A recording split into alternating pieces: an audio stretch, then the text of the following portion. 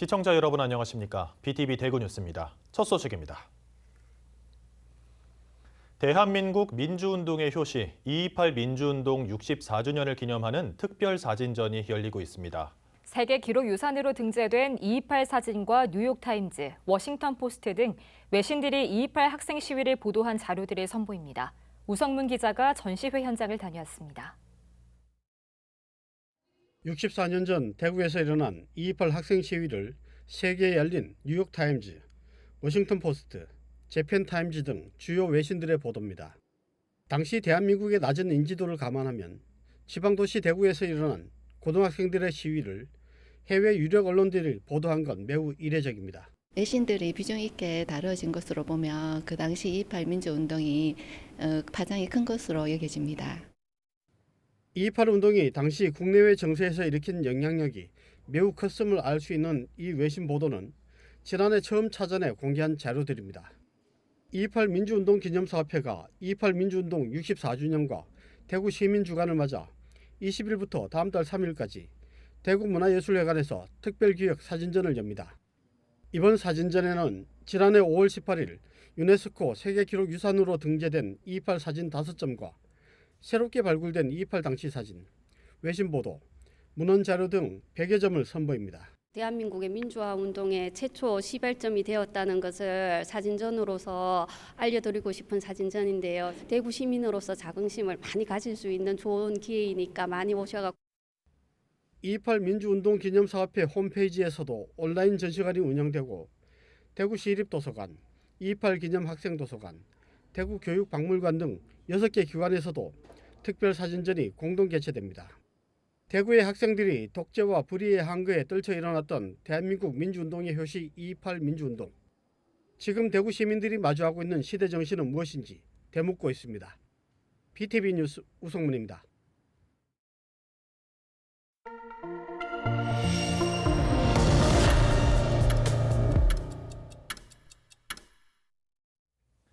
조성된 지 40년이 지난 성서산업단지의 경쟁력이 예전 같지 않습니다.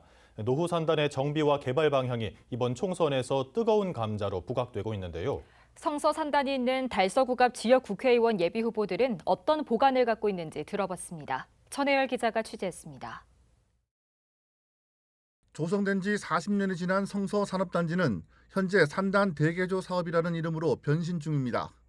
정부는 4,700억 원을 투입해 제조 공정을 혁신하고 산단 내 다양한 인프라를 확충하고 있습니다. 대개조라는 이름으로 재편을 앞두고 있는 성서산업단지는 22대 총선에서도 뜨거운 감자입니다. 성서산단에 있는 달서구 갑 예비 후보들은 대개조 사업을 바탕으로 각자의 생각을 얹어 지역 발전을 앞당기겠다며 표밭을 누비고 있습니다. 더불어민주당 권태흥 예비 후보는 성서산업단지의 경쟁력을 향상시키기 위해 규제 개혁이 시급하다고 강조했습니다. 당선되면 노후 산단 규제 개혁을 골자로 하는 산단 집적법을 개정해 성서산업단지 1차 단지부터 융봉합 산단으로 바꾸겠다고 약속했습니다. 국민의힘 김은아 예비 후보는 광역 지자체 가운데 유일하게 대기업이 없는 대구의 현실을 꼬집었습니다. 산업단지 내 중소기업들과의 상생 방안, 그리고 매출 증대 프로젝트를 기반으로 대기업을 유치시키고 일자리를 늘리겠다는 계획을 밝혔습니다. 국민의힘 홍석준 예비후보는 성서산단 제조 혁신을 위해 디지털 인프라와 지원 플랫폼을 조기에 구축한다는 보관을 갖고 있습니다. 입주업종의 다변화 등 산단 경쟁력 강화를 위해 규제 개혁을 지속적으로 추진하는 한편 성서산단을 근로자 친화 산단으로 바꿔나갈 예정이라고 밝혔습니다. 국민의힘 유영하 예비후보는 일정상의 이유로 BTV 취재에 응하지 못했습니다. 모든 후보들이 성서산업단지 활성화가 성서 지역은 물론 대구 전체의 발전에 적지 않은 영향을 미치는 것에 공감하는 만큼 당선 이후 어떤 행보를 보이게 될지에 관심이 집중됩니다. BTV 뉴스 천혜열입니다. 국민의힘 공천관리위원회가 대구 지역 12개 선거구 가운데 7개 선거구에 대해 단수 혹은 경선 후보를 결정했습니다.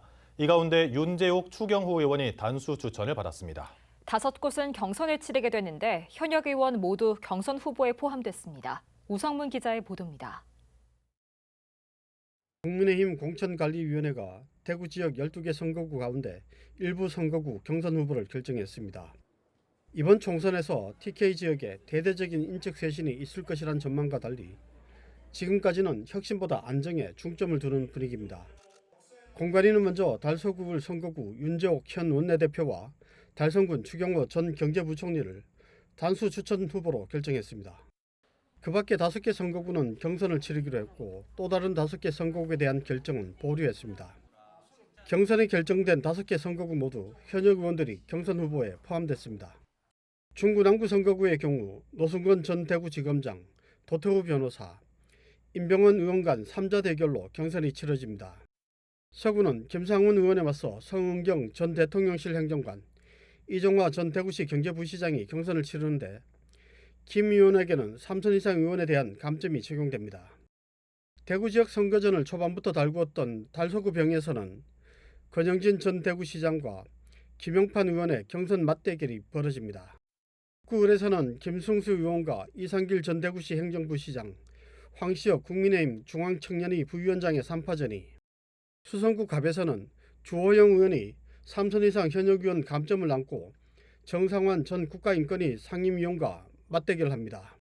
대구 지역 국민의힘 경선은 당원 50%, 국민 50% 방식으로 치러지기 때문에 현역 의원이 유리할 수 있다는 관측이 우세합니다. 국민의힘 텃밭에서 현역의 이탈이나 공천 잡음을 막고 안정된 분위기에서 총선을 치르려는 의지가 강하게 드러난 가운데 보류된 대구 지역 5개 선거구 공천심사 결과도 주목됩니다. BTV 뉴스 우성문입니다. 최근 총선을 앞두고 선거 후보 홍보 전화나 문자를 받은 경우들 많으실 겁니다. 처음에는 그러려니 하지만 이게 반복된다면 여간 귀찮은 게 아닙니다. HCN 이정목 기자가 시민들의 목소리를 들어봤습니다. 선거철만 되면 쏟아지는 문자 폭탄. 선거가 가까울수록 부쩍 늘어나고 점점 시도 때도 없이 울리다 보니 짜증이 몰려옵니다. 문자가 오면 당연히 봐야 되고 들어가야 봐야 되니까 불편한 점이 있는 것 같아요. 단문의 인사말에서 02나 070 번호로 걸려오는 전화를 끊지 말고 끝까지 받아달라는 장문의 여론조사 참여 방법까지 문자 메시지 유형도 다양합니다. 한 표가 아쉬운 후보자들로선 자신을 알리기 위한 수단이지만 유권자에겐 공예로 치부되는 게 일쑤입니다. 호소력은 좀 떨어지는 것 같아요. 그냥 아는 사람 뽑을 것 같습니다. 다짜고짜 전화해서 선거 방송이라 하니까 뭐 일상생활을 뭐 하고 있을 때 자꾸 그다음에 전화 횟수가 너무 잦아가지고 끊어도 막 몇 분 후에 또 오고 이러니까. 심지어 지역이 다른 유권자들에게도 문자가 무작위로 발송돼 불편을 겪지만 이를 제한하지도 못합니다. 현행 공직선거법상 20명 초과 또는 자동 발송의 경우에만 8차례로 제한을 둔 것 외엔 이렇다 할 규정이 없기 때문입니다. 선거법상은 뭐 지역이라든지 뭐 해당 지역 선거구민 한 대만 보내라 이런 제한은 없어서 문자 메시지로 이제 선거운동을 할 수 있는 자는 자유롭게 이제 선거운동을 할 수 있고. 다만 문자 메시지의 경우 수신 거부 의사를 후보자 측에 밝혔음에도 또다시 문자가 오면 후보자 측은 1년 이하의 징역 또는 100만 원 이하의 벌금에 처해질 수 있습니다. 한편 지난 21대 총선에선 개인정보침해센터에 문자폭탄 등의 사유로 총 156건의 신고가 접수됐으며 개인정보보호위원회는 이와 관련해 105건의 행정처분을 내리기도 했습니다. HCN 뉴스 이정목입니다. 파출소는 방범, 순찰 등 시민 안전을 위한 현장 최일선 기관이죠. 그런데 일정 시간대에만 운영되는 곳도 있습니다. 인력 부족이 가장 큰 이유지만 주민들 입장에선 이해하기 힘듭니다. HCN 윤경보 기자가 취재했습니다. 포항 북구의 한 시골 마을에 있는 파출소입니다. 주말 오후 파출소는 배치된 경찰 인력 없이 텅 비어 있습니다. 출입문 옆 입간판에는 용무가 있을 경우 인터폰을 통해 경찰관과 통화할 수 있다는 문구가 전부입니다. 평일이나 주말, 밤늦은 시간엔 불까지 꺼져 있습니다. 이제 독거노인도 굉장히 많고, 그래서 이제 또 특히 이제 그 농목이에는 그 농작물 그 도난 사고들도 많이 나고, 특히 야간에 이제 그런 취약합니다. 이제 그래서 그런 부분이 이제 초동 수사도 좀 초동에 대응하기가 상당히 이제 야간에 근무를 하지 않다 보니까. 현재 이 파출소의 근무 인력은 소장을 포함한 경찰관 3명이 전부. 평일 오후 6시 이후나 주말, 공휴일, 명절 연휴 등 파출소가 비어있을 때는 9.5km 떨어진 흥해 파출소가 치안을 담당합니다. 먼 거리 때문에 주민들은 수년 전부터 문제를 제기해 왔습니다. 주말과 휴일 근무는 없는 걸로, 그리고 야간 근무도 안 하는 걸로 지금 저희들은 판단하고 있는데, 여기에 대한 거는 우리 관에서 뭐 경찰서 측 본청에서 이거는 해결을 해야 되지 않겠나, 그렇게 판단하고 있습니다. 현재 신강면 주민은 2,800여 명, 기북면은 1,300명인데 이들 지역은 주간 파출소로 운영되고 있습니다. 이에 대해 경찰서 측은 지역별로 치안 수요를 분석해 파출소를 운영하는 것이라며, 경찰관 1명이 배치돼 있던 곳에 최근 2명을 더 배치했다고 밝혔습니다. 다만 주민들이 불안해함에 따라 치안 수요를 합리적으로 판단해 경찰 인력을 재배치할 방침이라고 덧붙였습니다. 취약 지역을 선별해 방범용 CCTV와 보안 등을 늘려 범죄 예방과 대응에도 신경 쓰기로 했습니다. 도심과 시골을 가리지 않고 치안 수요는 꾸준히 증가하고 있지만 경찰 인원 증원 속도가 따라가지 못하면서 곳곳에서 치안 공백을 우려하는 목소리가 커지고 있습니다. HCN 뉴스 윤경보입니다. 전국 최대 두꺼비 산란지로 알려진 망월지에 두꺼비들의 이동이 시작됐습니다. 봄비에 깨어난 망월지 두꺼비들을 영상에 담았습니다. LG 헬로TV 홍하영 기자가 다녀왔습니다. 따뜻한 봄비에 겨울잠을 자던 두꺼비가 깨어났습니다. 산란을 위해 인근 산에서 한참을 내려와 망월지로 향합니다. 두꺼비는 개체수 변화와 산란, 이동 시기 등을 통해 생태 환경과 기후 변화를 가늠할 수 있는 환경 지표종입니다. 망월지에서 올해 처음 두꺼비가 발견된 건 지난 14일. 지난해보다 보름 정도 빨리 포착됐습니다. 보통 첫 발견 이후 2주 정도 지나야 두꺼비의 대량 이동을 볼 수 있는데, 올해는 첫 발견과 동시에 수백 마리가 이동하는 이례적인 광경을 보이고 있습니다. 수성구는 망월지가 도심에 있는 만큼 로드킬 방지를 위한 보호 그물을 설치하고 두꺼비가 더 잘 서식할 수 있는 환경을 조성하기 위해 생태축 복원 사업을 추진하겠다고 밝혔습니다. 두꺼비 산란 환경과 이동 환경을 개선하기 위해서 국고보조사업과 연계해가지고 생태축 복원 사업을 추진하고 있고, 생태교육관을 건립해가지고 이제 주민들이 생태 감수성을 이제 느낄 수 있도록 생태교육을 지속적으로 실시할 예정이겠습니다. 알을 낳기 위해 망월지로 이동하는 두꺼비는 앞으로 약 2주간 볼 수 있습니다. 알에서 깨어난 두꺼비 올챙이는 1달 반에서 2달 정도 망월지에서 보내다 걸어 다닐 수 있는 새끼 두꺼비가 되면 다시 산으로 올라갑니다. 이 시기가 5월까지 이어지는 만큼 인근을 지나는 주민들의 생태적 세심한 배려가 필요해 보입니다. 헬로TV 뉴스 홍하영입니다. 보통 농경지에 비료를 뿌리면 미세먼지의 원인인 암모니아가 다량 발생하게 됩니다. 농촌진흥청이 이를 개선하기 위해 땅속 깊이 비료를 주는 심층 시비 기술을 개발해 농가 보급에 나섰는데요. 미세먼지 저감은 물론 생산량 증가에도 효과적이었습니다. 엄상영 기자입니다. 현재 농촌에서 논밭에 비료를 주는 방식입니다. 흙 위에 비료를 뿌린 뒤 흙가리를 통해 토양과 섞는데, 이럴 경우 비료의 질소 성분 약 14%가 암모니아로 배출됩니다. 작물의 흡수율도 낮을 뿐더러 미세먼지 발생의 원인이 됩니다. 20kg짜리 비료통에다가 20kg 비료를 짊어지고 다니는 자체가 굉장히 이게 중노동입니다. 이게 쉽지 않은데, 이런 부분을 좀 해결하기 위해서 여러 방면으로 지금 노력하고 있는. 쟁기를 장착한 트랙터가 지나자 25에서 30cm 깊이로 땅이 파집니다. 곧바로 비료가 투입되고 흙이 덮입니다. 비료를 땅속 깊은 곳에 주는 심층 시비법을 위한 장비로 암모니아 발생량이 크게 줄어드는 효과가 있습니다. 실험 결과 헥타르당 12.4kg의 암모니아가 발생했던 벼 재배지에선 전혀 발생하지 않았고, 17.2kg이 발생했던 마늘 재배지에선 발생량이 4.5kg으로 크게 줄었습니다. 그래서 심층 시비를 하면 질소 비료에서 분해된 암모니아를 땅속 깊이 가둬서 공기 중으로 날려 낭비하지 않고 작물 뿌리를 통해 흡수율을 높이는 원리가 되겠습니다.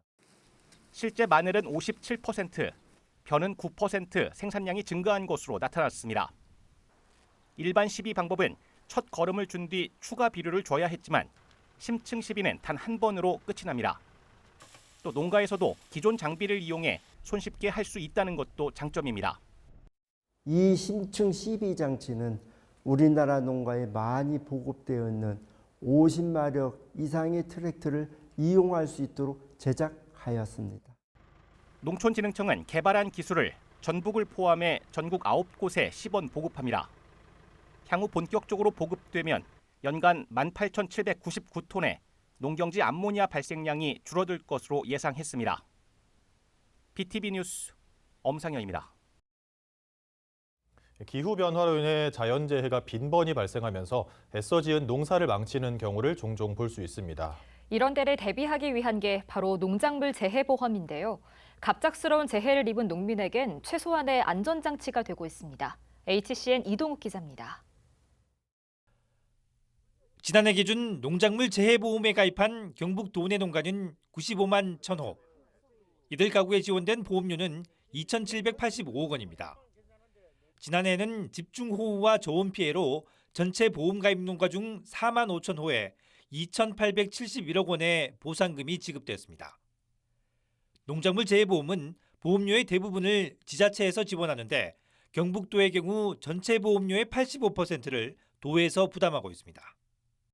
농작물 재해보험은 자연재해로 인한 농작물 재해 발생 시 보상해주는 제도로 날씨에 영향을 많이 받는 농업인들에게 농작물 재해보험 가입이 필수입니다. 경북도는 올해도 NH농협손해보험, 지역 농축협 등과 협력해 농작물 재해보험 가입을 지원합니다. 사과와 배, 단감, 떫은감은 이달 29일까지, 수박, 딸기 등 농업용 시설작물 23종과 버섯 4종은 이달부터 11월까지 가까운 농축협에서 신청할 수 있습니다. 올해는 가입 품목과 보험금 보장 수준도 예년보다 늘었는데 블루베리와 노지수박, 시설감자 등 10개 품목이 가입 대상에 추가됐습니다. 일부 지역에만 한정되었던 사과대추와 고랭지 배추는 전국 가입이 가능해졌고 특히 사과, 배, 단감, 떫은감의 적과전 보장 수준이 당초 50%에서 70%로 상향되어 농가에 실질적인 도움이 될 것으로 보고 있습니다. 한편 경북도는 2001년부터 농작물 재해보험 가입을 지원해오고 있습니다. 보험 가입 농가도 매년 늘어 2010년과 비교하면 가입 농가는 5배 이상, 지원 예산은 6배 증가했습니다. HCN 뉴스 이동욱입니다.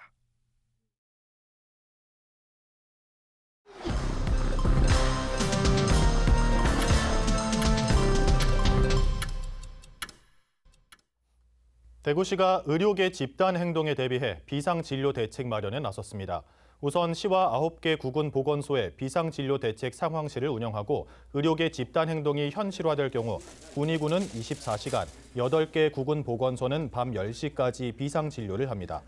또 대구의료원 등 5개 공공의료기관도 진료시간 연장과 전문의 당직 체계 운영에 나서고 공백이 우려되는 응급 중증 환자 진료에 대응하기 위해 21개 응급의료기관의 인력을 확충해 24시간 응급실 운영을 강화합니다.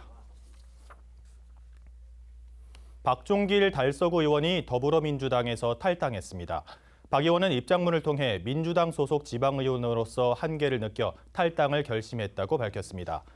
탈당 이후에도 지역 현안 해결을 위한 활동을 지속적으로 펼쳐나가겠다는 뜻을 내비치기도 했습니다. 그는 또 자신의 가치관과 지향점이 비슷한 달서구 갑 국민의힘 유영하 예비후보를 지지한다고 밝혔습니다. 대구시가 영업용 화물차의 밤샘 주차가 잦은 12곳을 선정해 집중 단속에 들어갑니다. 집중 단속 예정지는 서구 달서천 복개도로와 중구 남산동 휴먼시아 앞 도로, 그리고 남구 대봉교회 인근과 달서구 세볼리 중학교 주변 등입니다. 시는 불법 밤샘 주차로 적발될 경우 영업정지 5일 또는 최대 20만 원의 과징금을 부과할 예정입니다. 지난해 시는 밤샘 주차 817건을 적발해 행정처분 조치했습니다.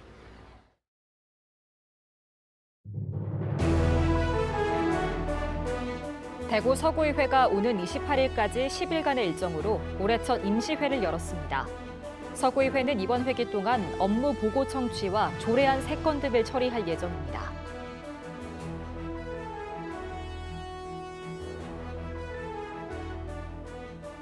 대구교통공사가 상인동에 있는 본사 주차장 무료 개방 시간을 기존보다 확대해 저녁 6시부터 다음 달 9시까지로 결정했습니다. 또한 도시철도 환승 목적의 주차 요금도 기존 50%에서 전액 무료로 변경했습니다.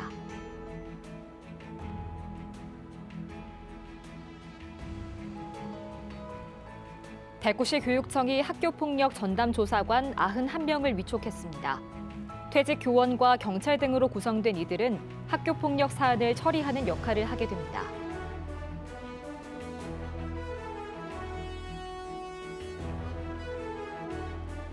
달서구의회가 정책지원관 4명을 공개 모집합니다. 2년 임기의 행정 7급 임기제 공무원으로 의원들의 의정 활동과 정책 개발 활동을 지원하는 역할을 하게 됩니다.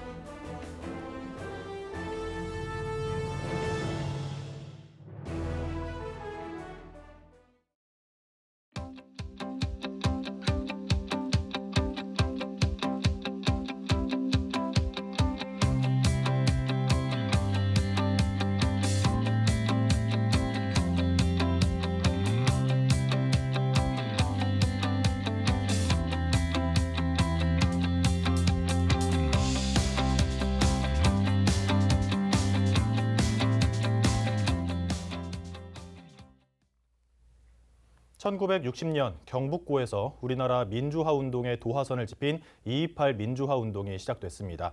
이를 기념하는 사진전이 열리고 있는데요. 민주주의 실현과 수호를 향한 학생들의 함성 느껴보시는 건 어떨까요? 이상으로 뉴스를 마칩니다. 시청해주신 여러분 감사합니다.